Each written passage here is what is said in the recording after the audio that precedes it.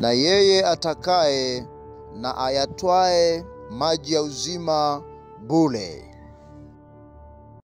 Basi tuendelee. Tunataka sasa hivi kuangalia swala la mazoezi. Kukua Kikristo pia inatakiwa tufanye mazoezi. Kufanya mazoezi. Na Petro ameongea vizuri kuhusu mazoezi haya. Kwanza nisome hapa. Kula chakula bora haitakusaidia sana kukua na kustawisha nguvu zako usipotumia kile ulichokula. Mazoezi hufanya misuli yako kuwa na nguvu, hufanya mwili kuwa na uwezo wa kustahimili, kuwa stadi na mwenye ujuzi. Mara tu tunapoanza maisha ya Kikristo ni lazima tufanyize mazoezi utu wetu wa ndani upate kukomaa na kuwa na nguvu. Paulo anatuomba, ndugu, tunakusihini na kuwaonya kwamba samani hapa nimetatizo kidogo. Mwenende katika Bwana Yesu. Tutasoma tena pale. Paulo anatuomba, ndugu, tunakusihini na kuwaonya kwamba mwenende katika Bwana Yesu kama mlivyopokea kwetu jinsi iwapasavyo kuenenda na kumpendeza Mungu, kama nanyi mnavyoenenda, vivyo hivyo mpate kuzidi sana. Kwa swala hilo la ukuaji lilikuwa muhimu sana kwa Paulo pia, kwamba tukue, tuenende. Ninapata picha kwenye neno lile kuenenda, pata picha ya mwenendo. Yaani kutoka sehemu moja na kuenda sehemu nyingine. Kwa sababu mazoezi huimarisha. Unajua mtu ambaye anataka misuli yake iwe mikubwa sana, inatakiwa afanye nini? Mazoezi. Na pale anapofanya kwa mfano push-up zile, wanasema kwamba push-up ile ya mwisho ambayo kwa kweli ni ngumu kweli kweli kufanya, inajenga kweli kweli. Sina uhakika, lakini wanasema. Kwa hiyo ni muhimu pia sisi tuwe tayari kumfuata Yesu kwa hali na mali. Yaani kweli kweli, si ndio? Hata kama ni ngumu, kumfuata. Sasa tunataka tuingie kwenye Petro pale.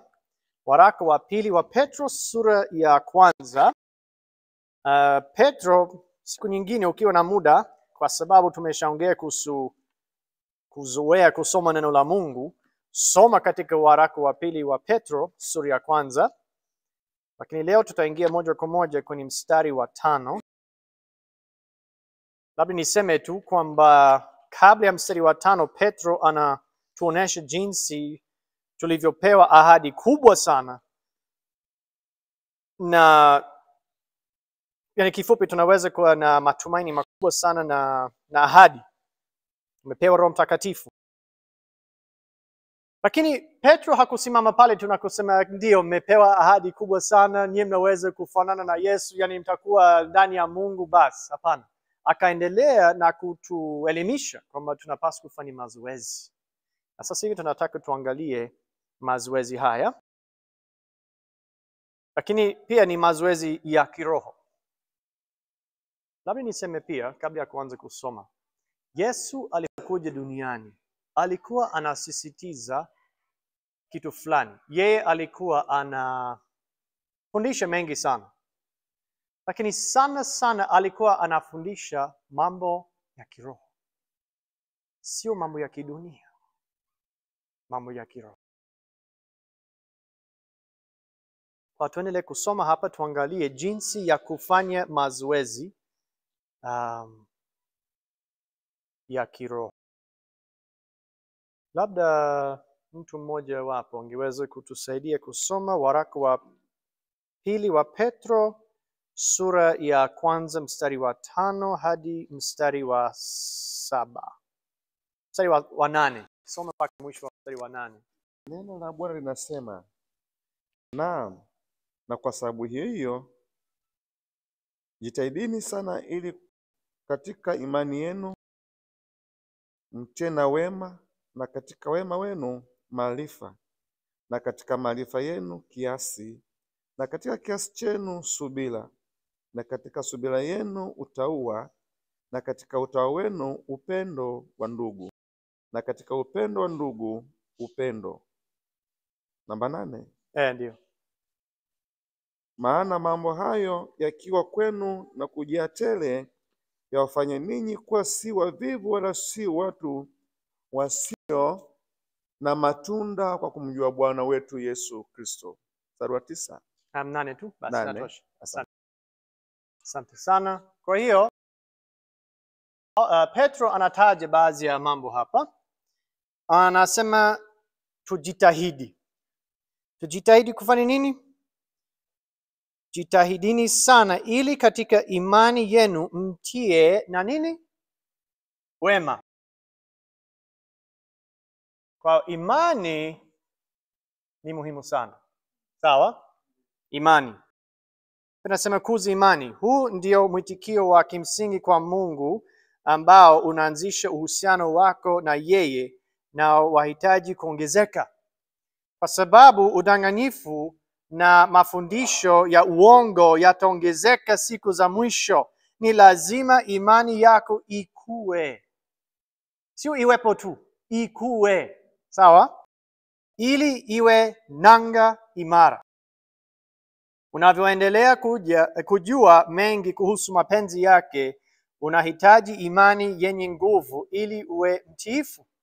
Ukitii mapenzi yake Mungu kadri unavyoyaelewa, imani yako itakuwa unapoendelea kuelewa uaminifu wa Mungu. Omba ombi hili pamoja na wanafunzi wa Yesu: Bwana, tuongezee imani. Si ndio? Tumeshasikia leo asubuhi kuhusu imani na matendo. Ilisemaje pale kwenye safina ile? Kuna imani lakini pia kuna nini? Kutii. Asante. Yaani matendo, si ndio? Kutenda yale ambayo tunayasikia. Na hii ndio ilimletea Nuhu uzima. Sio kama alikuwa anasema naamini Mungu kweli utaleta gharika kubwa sana, naamini, lakini asai kujenga safina mimi sielewi, mimi sijengi. Ingelikuwaje? Tunacheka au sio? Sisi je? Tunatii? Au tunasema tunaamini. Imani ya kweli inazaa matendo, si ndio? Haya, lakini Petro akaendelea. Akaongea sasa imani itaweka plus. Tuongeze sasa nini? Wema. Naweza kuelezea wema kama nguvu za uadilifu, uwezo wa kutenda na sifa bora. Kwa kweli katika jamii iliyopotoka kimaadili, tunahitaji Wakristo wanaoweza kutegemewa. Amin. Hii ni kweli kabisa. Sio kwamba huyu jamaa anajiita Mkristo lakini anapofanya kazi ya ufundi anasema kitu kimoja lakini anasema nitamaliza kesho asubuhi. Alafu naenda kwake anasema bado. Kama ni mambo haya yanakuaje kwa Mkristo? Au Mkristo ni jina tu? Tunategemeka katika jamii. Na wanajua kwamba yule jamaa yuko mstari wa mbele kweli katika matendo yake, katika maneno yake, katika mwenendo wake, katika kila kitu. Na hicho ndicho kitu ambacho kinaitwa chumvi katika dunia, si ndio? Yesu anataka sisi tuwe chumvi.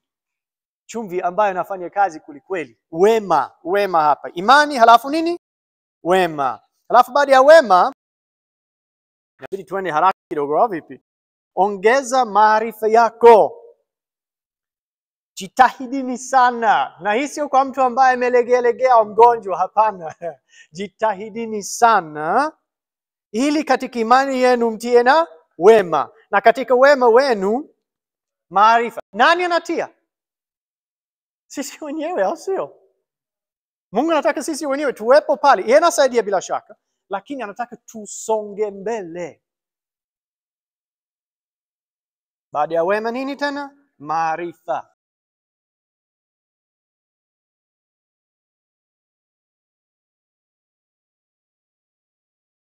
Maarifa. Maarifa yetu ya kiroho yanatoka kwa Roho Mtakatifu na Biblia. Roho atatuongoza katika kweli, lakini sisi hatukuipokea roho ya dunia, bali roho atokaye kwa Mungu, makusudi tupate kuyajua tuliyokirimiwa na Mungu. Na Roho Mtakatifu, tunapopewa Roho Mtakatifu, inatakiwa tuone tunda la Roho Mtakatifu, si ndio? Sio kuna tu kama watu wameanza kuongea lugha nyingine sijui nini na mambo yana. Jamani, je, umepewa Roho Mtakatifu? Ukisema ndio, mtihani wa kwanza ni kuangalia, je, umejaa na upendo? Na nini na nini? Mnakumbuka Wagalatia pale sura ya 5 inasemaje? Upendo na nini?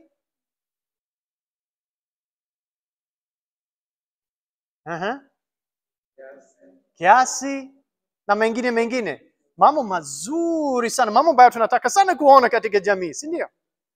Ni muhimu sana tunaposema kwamba ndio nimepokea Roho Mtakatifu, tuone tunda lake. Hapa cha 4, kujifunza kuwa na kiasi. Kiasi kwa imani, wema, maarifa.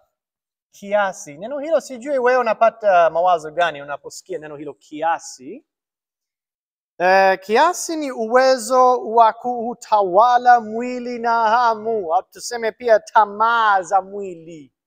Unajua jinsi ya kudhibiti na kutawala mwili wako. Ndio, mwili si boss, Roho Mtakatifu ni boss. Tamaa zako sio boss, Mungu ni boss. Tuko pamoja? Hamu hizi zaweza kuwa halali, lakini ni lazima tuweze kuzitawala. Kuwa na kiasi kunaandamana na maarifa. Unapokuwa katika maarifa, ni lazima uyatekeleze hayo maarifa. Roho Mtakatifu anamwezesha mtu kuwa na mwenendo mzuri, walakini Mkristo bado ana uhuru wa kuchagua kutii au kutotii mashauri ya Roho Mtakatifu na neno. Hapo ndipo kiasi inatumika. Kwa uwezo wa Roho Mtakatifu, Mkristo anautawala mwili wake na kuufanya utii mapenzi ya Mungu. Wakati mwingine hujisikii kufanya yale unavyojua ni sawa, au unaweza kuwa na tamaa ya kufanya dhambi, lakini ukichagua kufanya jambo lililo sawa, utaimarisha misuli ya kiasi kuwa na nguvu. Kwa neno hilo kiasi ni muhimu sana sana. Na mtu ambaye na kiasi unaweza kumjua. Kama amekula na ameshiba, haendelei sasa kuongeza chakula. Ndio. Si ndio? Kuna mifano mingi sana. Mungu atusaidie kuwa na kiasi. Lakini pia baada ya wema kuna maarifa. Baada ya maarifa kiasi. Na katika kiasi chenu nini? Subira.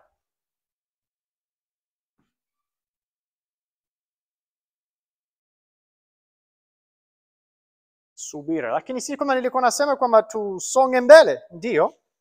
Lakini katika maisha ya Mkristo lazima pia tujifunze kuwa na uvumilivu. Bila shaka Mkristo atakutana na majaribu. Unapaswa kuamua. Una imani halafu unajikuta umeingia katika majaribu. Majaribu yanaweza kuleta saburi. Saburi inatujenga tuwe wakamilifu zaidi. Inavyosema kwenye Yakobo. Haraka hapa nitachora duara. Na hapa mwanzoni kuna kitu ambacho kinaitwa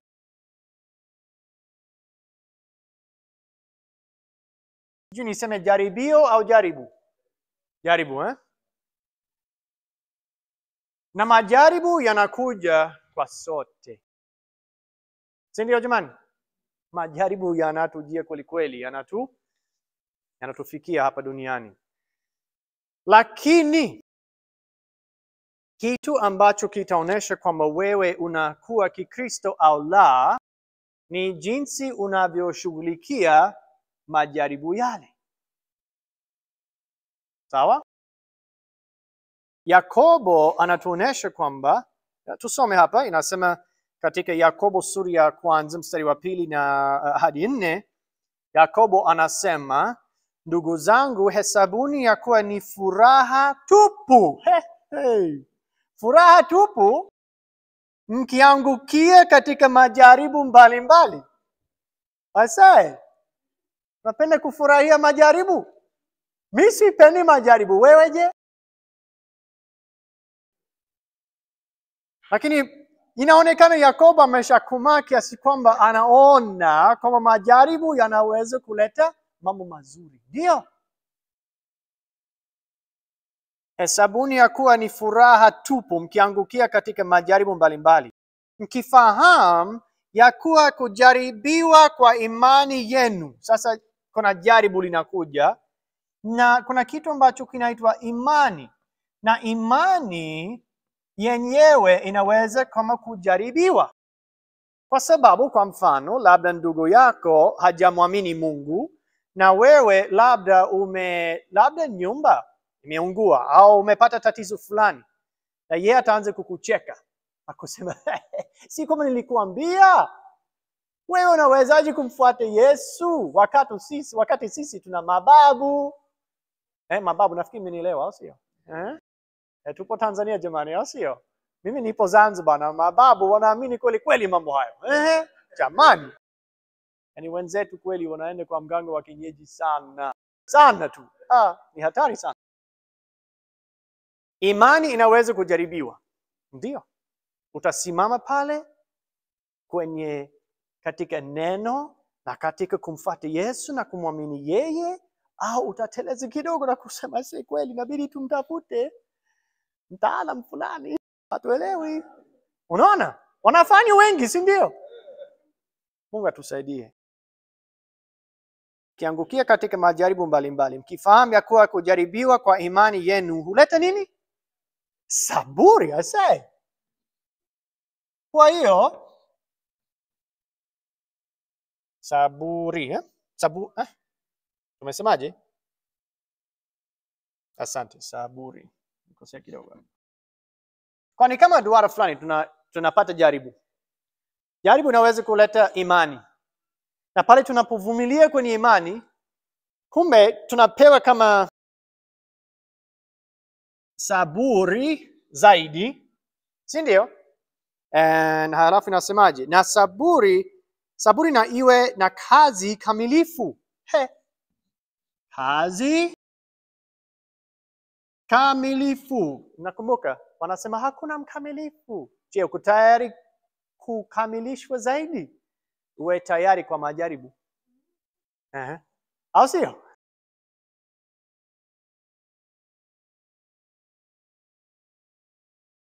Na hii hapa kazi kamilifu, pale labda unapoanza kusema kama Mungu ni mwema na nimekamilika zaidi, usishangae kuona majaribu mengine labda makali zaidi yanaingia tena.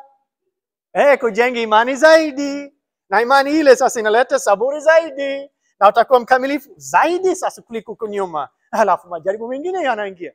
Jamani, hii ni safari. Ni safari. Si ndio? Tusichoke. Haya. Subira. Halafu kuwa katika utawa. Na utawa ni neno ambalo labda niseme kwa Kiswahili mimi nimeona kama wengine bado wanajifunza hata maana ya neno hilo. Kwenye Kiingereza tunasema godliness. Godliness inaleta picha ya kufanana na Mungu. Kuwa kama Mungu. Kwa sababu God kwa Kiingereza ni Mungu. Godly ni kielelezi, ni adverb tunasema. Kuwa kama, na godliness ni nomino. Maanake sasa tunafanana na Mungu. Kumbe imani, wema, maarifa, kiasi, subira. Halafu nini? Utawa. Si ndio? Utawa ndio unajumlisha tabia na mwenendo wa Mkristo. Ni matokeo ya Mungu anayeishi ndani yako. Utawa hautokani na kule kujihisi kwamba una wajibu, lakini kwa kumcha Mungu, kujitolea kwake na kuwa mwaminifu. Mtume Paulo alimwambia Timotheo asiwe na ushirika na watu wenye mfano wa utawa, lakini wakikana nguvu zake. Je, watu kama hao wapo leo? Ambao wanaonekana kiasi fulani nje kwamba wanamjua Mungu, wanampenda Mungu. Lakini wanakana nguvu zake.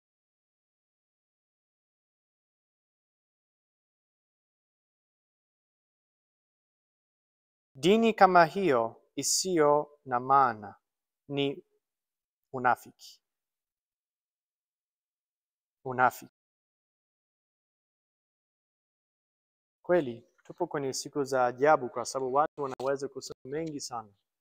Lakini wanafunzi wa kweli wa Yesu watajulikana na wataonekana hasa kwa matendo yao, kwa mwenendo wao, kwa maisha yao kifupi, kwa ujumla. Njia pekee ya kuwa na utawa ni kujikana, kumtazama Bwana na kumruhusu Roho wake akutawale. Halafu, kutoka pale tunaingia sasa katika kuza undugu. Tumeshaangalia hizo nyingine, subira, na katika subira utawa, na katika utawa wenu upendano wa ndugu. Unawezaje kusema kwamba unampenda Mungu wakati humpendi mwenzako? Yohana alisema kitu kama hicho katika waraka wa kwanza wa Yohana, si ndio? Usidai kama nampenda Mungu wakati huko unamchukia ndugu yako. Mungu anaona kila kitu. Wakati mwingine wa Kristo huwatendea wageni mema kuliko jamaa zao. Hili ni jambo la aibu sana.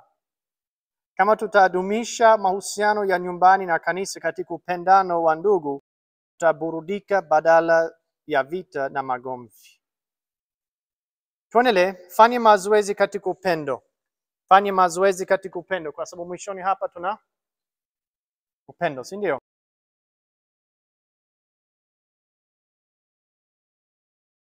Kwa hapa sasa tunaona mazoezi ya kiroho lakini. Sawa? Fanya mazoezi katika upendo, stahimili katika maombi. Mimi naendelea hapa. Namba 9, stahimili katika maombi. Kama vile kupumua kuna maana kubwa katika uhai, hivyo ndivyo maombi yalivyo kwa roho. Hakuna mtu anayeweza kukua kiroho asipojua kufanyiza mazoezi mapafu yake ya kiroho. Maombi si kurudia maneno tu, lakini ni dhihirisho la utu wa kindani. Wakati mwingine, maombi yanaweza kudhihirishwa vizuri kwa kulia mbele za Bwana bila hata kutamka maneno yoyote, ni machozi. Hii pia inaweza kuwa maombi. Maneno tunayotumia katika maombi yanapaswa kuelezea hisia zilizo ndani ya moyo. Tunapoomba, Yesu alionya dhidi ya kutumia maneno yasiyo na maana, pia kurudia maneno. Maombi huongeza nguvu kupitia kwa ahadi za Mungu. Unaposoma neno la Mungu, andika orodha ya ahadi zake Mungu. Hapa inatusaidia kidogo jinsi ya kufanya maombi. Halafu unapoomba, muulize Mungu azitimize ahadi zake. Utabarikiwa kweli kweli kila wakati Mungu atazitimiza ahadi zake. Kwa hiyo maombi ni muhimu sana kwenye swala la mazoezi katika kukua Kikristo. Lakini pia kuna kupumzika. Naenda hapa kwenye ukurasa wa 48, kupumzika. Je, Mkristo hupumzika kiroho kwa njia gani? Kupumzika kiroho si kulala usingizi kama unavyopumzika kimwili. Kupumzika kiroho ni kumwamini Mungu, kulitumaini neno lake, yale ambayo ameandaa kwa ajili ya wokovu wetu na mwongozo wake wa kila siku. Kinyume na kupumzika kimwili kunakohitaji muda fulani kila siku, kupumzika kiroho ni msimamo ulio katika shughuli zetu za kila siku. Roho zetu zinaweza kupumzika katika hali yoyote. Hili pumziko la nafsi ni la muhimu sana. Linawezesha chakula cha kiroho tunachokula kuyeyushwa vizuri katika mwili. Na tunapopumzika katika Mungu, neno lake laweza kujenga miili yetu ya kiroho. Ikiondoa sumu katika mawazo, kuleta nguvu mpya, kuponya hisia zilizoharibiwa na kutia azimio mpya. Neno la Mungu halitakuwa na maana yoyote katika maisha yetu isipokuwa mioyo yetu iwe imepumzika ndani yake. Basi umepata picha.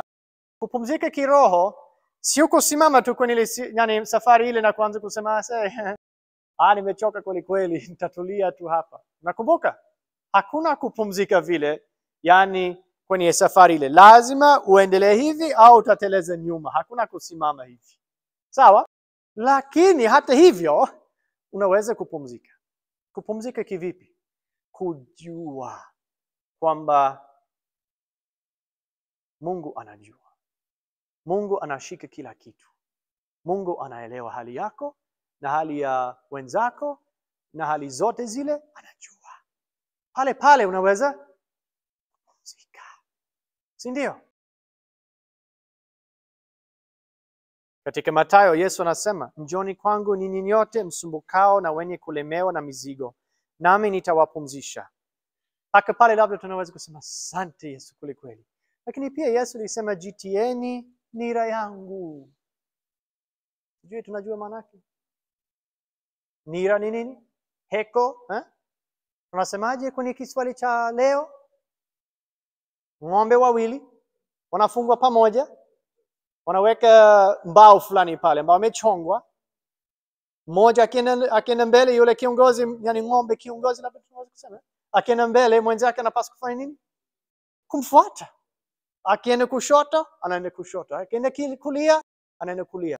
Yesu anataka mimi na wewe tufanye vile vile. Na yule kwenye mfano, yule ng'ombe wa pili ni mfano wa Yesu. Anataka sasa mimi nitembee naye. Yesu akienda huko, niende naye. Akienda huko, niende naye. Basi. Jitieni nira yangu, mjifunze kwangu, kwa kuwa mimi ni mpole na mnyenyekevu wa moyo, nanyi mtapata raha nafsini mwenu. Maana nira yangu ni laini na mzigo wangu ni mwepesi.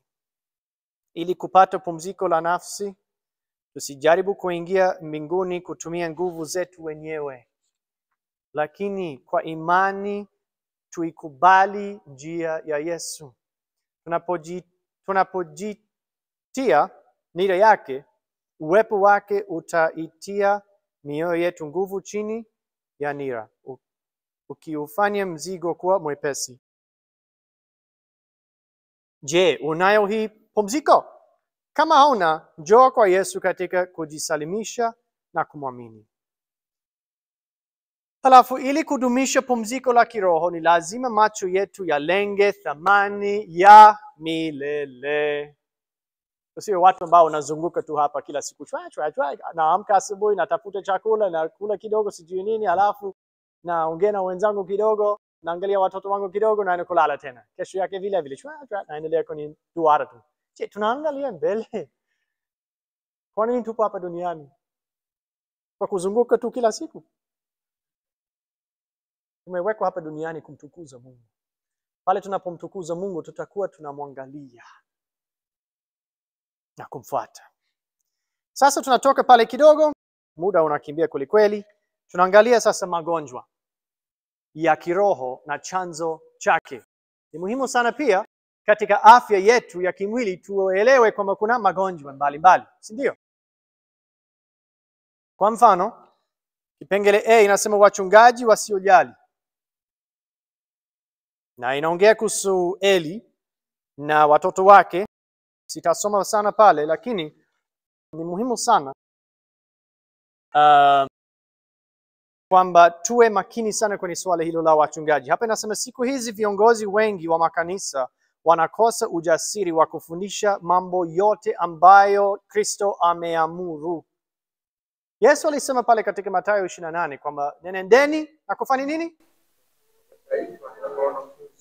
Kuwafanya mataifa kuwa wanafunzi wa Yesu, si ndio? Na kuwabatiza. Halafu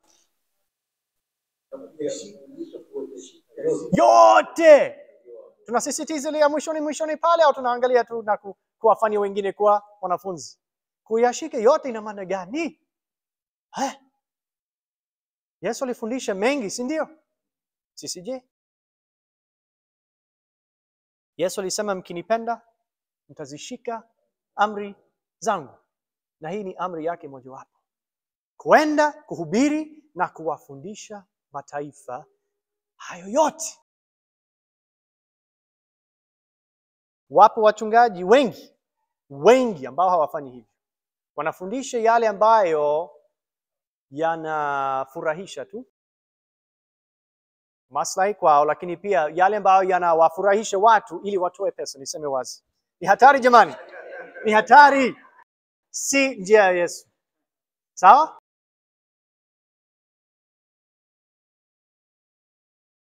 Au wanaweza kuwa na shughuli nyingi ambazo ni nzuri, hata wanapuuza kutembelea na kushughulikia mahitaji ya washirika wao. Ni rahisi sana kondoo wasio na wachungaji kupotea. Inakubidi ujiunge na kanisa linalofuata maandiko matakatifu, ambapo viongozi wake ni waangalifu na wako tayari kukusaidia ukue kiroho. Labda niongeze kidogo hapa. Askofu ina maana gani? Mwangalizi. Tuwe tayari mara nyingi sana pia, kama hatujaelewa vizuri neno fulani, tumtafute mtu fulani au hata vifaa tu, tutafute asili yake. Kumbe askofu inatokana na neno la Kigiriki, na neno lile kwa kweli maana yake ni mwangalizi. Mwangalizi anafanya nini? Anajisifu? Bani. Mwangalizi. Kwa sisi wenyewe pia, kama wewe si askofu, tuwe tayari lakini pia kuwasaidia wengine na kuangalia. Si ndio? Kwa waangalizi. B, tabia mbaya. Tabia zako zinafanana na za marafiki zako. Kuendelea kushirikiana na marafiki wabaya, mwishowe humfanya mtu arudi nyuma. Nakumbuka eh? Unaenda mbele au unarudi nyuma? Unaenda wapi sasa? Kama unaenda mbele, je, utaweza kuendelea kushirikiana na marafiki wabaya? Jibu ni rahisi sana, hapana. Lakini katika uhalisia wa maisha tunafanyaje? Mungu atusaidie. Hapa tulipo Tanzania, minaona kwamba watu wanahofia aibu na kuaibishwa, kiasi kwamba pengine wanaendelea na watu ambao hawamfuati Mungu kweli kweli, kama tunavyosoma hapa, lakini wanaendelea nao tu na kuendelea nao. Naanza kujiuliza sometimes, mpaka wapi na lini? Lazima sometimes tuwe na niseme kwa msaada wa Mungu, lakini na kwa upole. Mimi nahisi sometimes tunapaswa kuwa tayari, tukimfuata Yesu kweli kweli, tunapaswa pengine kujitenga na baadhi ya watu. Ndio. Wala kutoogopa. Tumhofie Mungu, sio watu. Kumcha Mungu ni muhimu kuliko kuhofia watu. Kumbe yeye atakuwa hakimu siku ya mwisho. Sio marafiki, wala sio mchungaji, wala sio nani. Mungu mwenyewe. Unapaswa kufanya urafiki na Wakristo ambao wamekomaa kiroho kukushinda. Kwa njia hii, mvuto utakuwa wa kukuinua. Pengine kingine hapa, kitu ambacho kinaweza kuwa kama magonjwa katika kukua Kikristo ni kujikusanyia mali. Kijana tajiri alimwendea Yesu na kumuuliza anahitaji kufanya nini ili aurithi uzima wa milele. Yesu akamwambia aende, auze vyote alivyokuwa navyo na awape maskini. Akaenda zake akiwa na huzuni. Roho yake ilikuwa kwenye utajiri wake. Kisha Yesu akasema jinsi itakavyokuwa shida wenye mali kuingia katika ufalme wa Mungu. Inawezekana uwe na mali na bado wewe ni Mkristo, lakini Yesu alimaanisha jinsi itakavyokuwa shida. Shida, mali shida? Ndio. Unaelewa au ni vigumu kuelewa? Mungu atusaidie. Kwa sababu najua si lazima mimi nitumie pombe. Naweza kuachana na hata wazo lile. Sigareti sihitaji. Na ningeweza kutaja vitu vingi mbalimbali ambavyo mimi sihitaji hata kuvifikiria. Sihitaji hasa. Lakini kutumia pesa ni lazima, au hela tunasema hapa bara. Kutumia hela ni muhimu. Mimi naamini labda Mungu kwa makusudi yake anatupenda, ni kama jaribu moja wapo. Anataka kuangalia wewe uko wapi kwenye swala hilo la pesa na matumizi yake. Kwa sababu huwezi kuachana na pesa. Au utafanyeje? Ukiachana na pesa zote utafanyeje? Labda kwa maksudi yake Mungu ametuachia na changamoto hii hapa kutupima. Na kwa kweli tutaweza kutofautiana katika matumizi na niseme imani kwenye swala la pesa. Baadhi ya watu watakuwa na imani zaidi, wengine imani itakuwa si kubwa sana. Kwa tumuombe Mungu atusaidie. Lakini Yesu alisema wazi kwamba kukusanya mali, kama moyo wetu ni pale katika kukusanya mali, ni hatari. Hatari sana. Kwa sababu hazina yako ni pale ambapo moyo upo. Na pia tungeweza kusoma kwenye waraka wa kwanza Timotheo, Paulo anaonya pale kweli.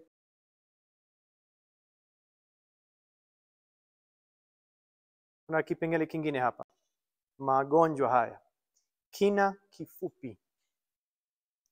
Mbegu zilizoanguka kwenye mawe ambapo hapakuwa na mchanga mwingi ziliota, lakini baada ya muda zilikauka kwa kuwa hazikuwa na mizizi. Nafikiri tunakumbuka hadithi ya Yesu. Yesu alitumia mifano mingi, si ndio? Moja ni kuhusu udongo na mbegu, na mpanzi yule anapanda mbegu zile. Baadhi ya mbegu zile zilianguka kwenye mawe, zikaota kweli, lakini baada ya muda zilikauka. Ni lazima tuitayarishe mioyo yetu kupokea mbegu ya neno la Mungu kwa kulima shamba letu na kuondoa mawe. Ukristo wenye kina kifupi hauwezi kustahimili majaribu yanapovuma. Kristo akae mioyoni mwenu kwa imani, ikiwa na shina na msingi katika upendo. Nasema kwenye Waefeso.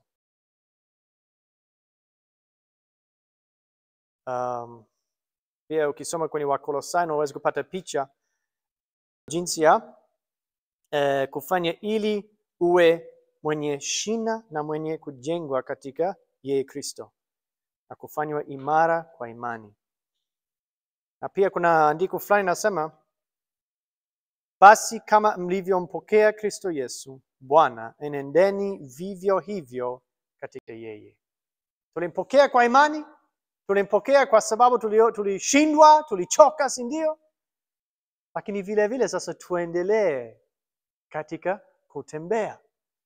Nakumbuka, naanza hapa, nampokea nini, tunaendelea kwenye safari, lakini sasa kama tulivyoanza, tuendelee kwa imani na kupiga hatua kwa hatua. Pia kuna tatizo la utupu. Ndio. Pepo mchafu amtokapo mtu kupitia mahali pasipo maji, akitafuta mahali pa kupumzika, asipoona husema, nitairudia nyumba yangu niliyotoka. Hata afikapo akiona imefagiwa na kupambwa, ndipo huenda akachukua pepo wengine 7 walio waovu kuliko yeye mwenyewe, wakaingia na kukaa humo. Na mtu yule hali yake ya mwisho huwa mbaya kuliko ya kwanza. Wakati wa wokovu mtu anavua utu wa kale unaotawaliwa na shetani, lakini ni lazima tuwe makini sana kuvaa utu mpya. La sivyo shetani atarudi kututawala tena na kututawala vibaya zaidi. Ni lazima tubadilishe mazoea mabaya na yale mazuri, fikra zenye tamaa na fikira safi, ubinafsi na nia zenye huruma. Ukristo tupu mwisho wake si Ukristo hata kidogo. Tuwe makini jamani. Tatizo lingine katika magonjwa haya ni kuupenda ulimwengu.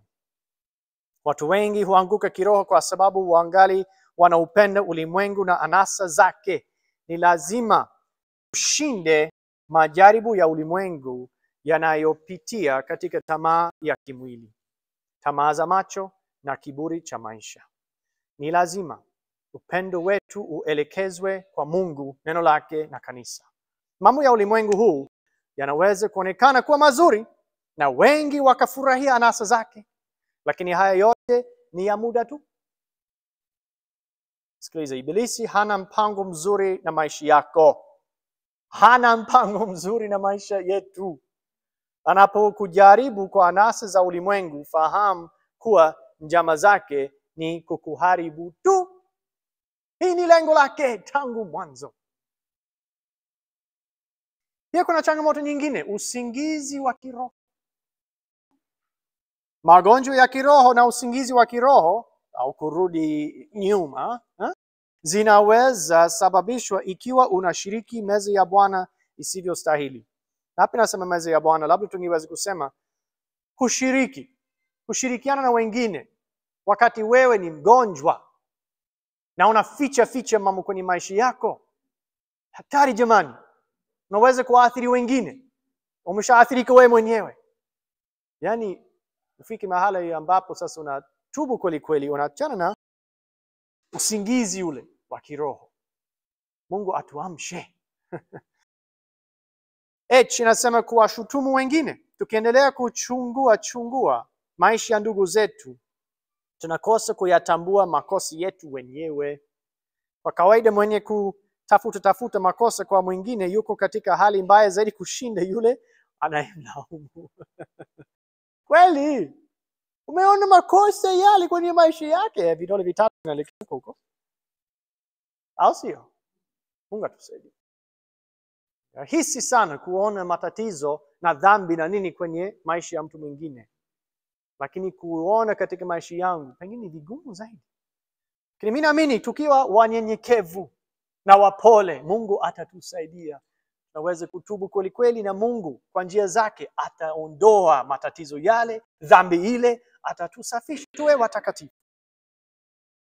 Pia kuna mapokeo ya mababu. Ndio.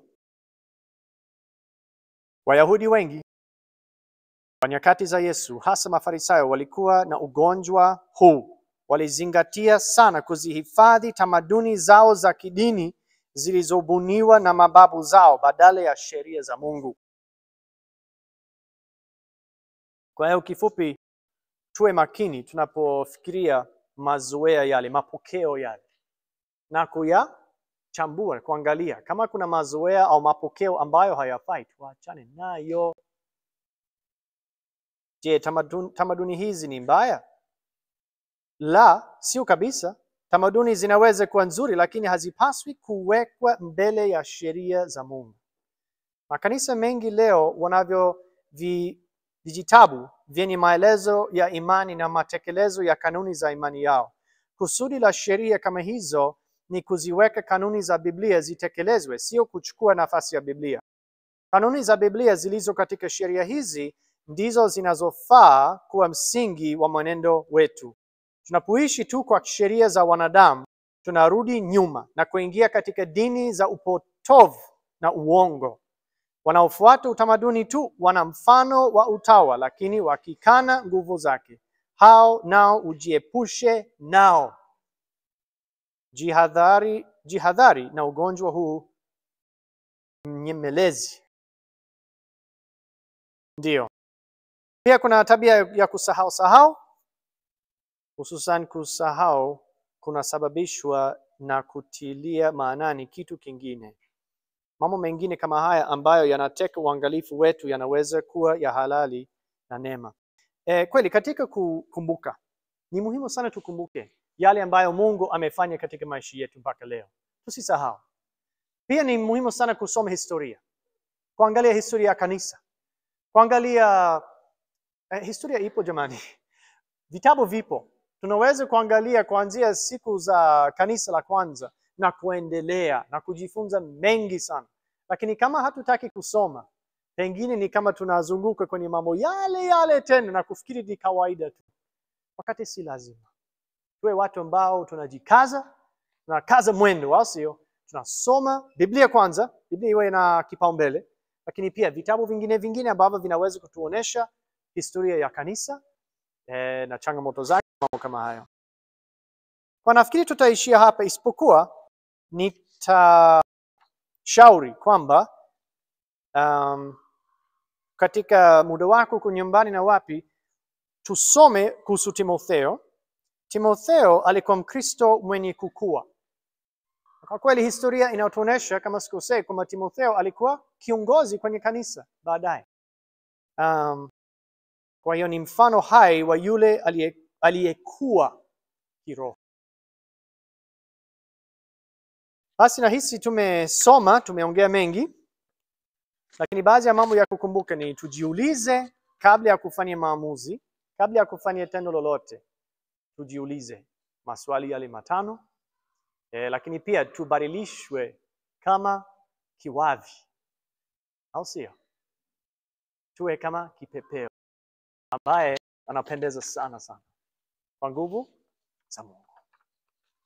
Na ibada yetu isiwe ya Jumapili. Ibada yenye maana ni yule ambaye ni dhabihu iliyo hai. Dhabihu imeteketezwa, mnyama ambaye amekufa. Dhabihu tunaitwa kuwa dhabihu iliyo hai. Amekufa lakini yu hai, au sio? Takatifu, ambayo inampendeza Mungu. Hii ni wito, ni jukumu letu katika maisha yetu kumfuata Yesu. Ni kwa dhabihu iliyo hai, takatifu, ya kumpendeza Mungu, na pia kutofuatishwa na namna ya dunia. Lakini kufanywa nini? Kugeuzwa, si ndio? Tugeuzwe kivipi? Nia zetu. Mungu wabariki sana.